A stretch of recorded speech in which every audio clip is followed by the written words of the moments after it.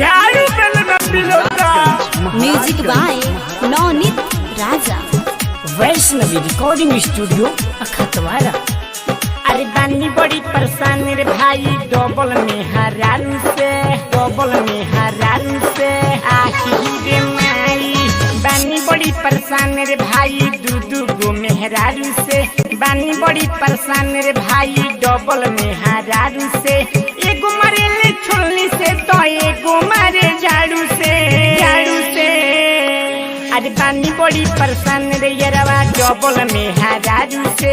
बानी बड़ी परेशान रे यारवा दू गो मेहरारू से।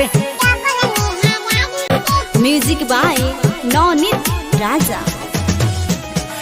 बानी बड़ी परेशान रे भाई दू गो मेहरारू से। दू गो मेहरारू से लगे सुते जब जाई देवे पलंग से गिराई रोइला पलंग के तारावा में। लगे सुते जब जाई रहनी कुंवर तो मजा लेत रहनी हम गाड़ू से। अरे बानी बड़ी परेशान रे भाई दू गो मेहरारू से।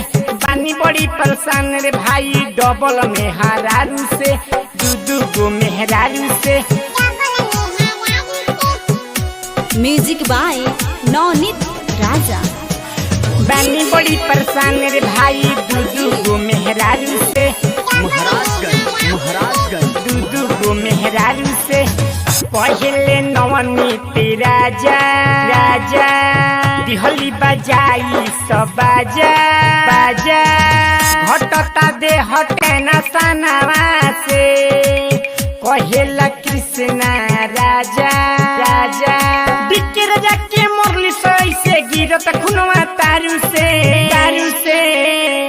अरे बानी बड़ी परेशान रे भाई दू गो मेहरारू से। बानी बड़ी परेशान रे भाई दू गो मेहरारू से। Vaishnavi recording studio अखतवारा।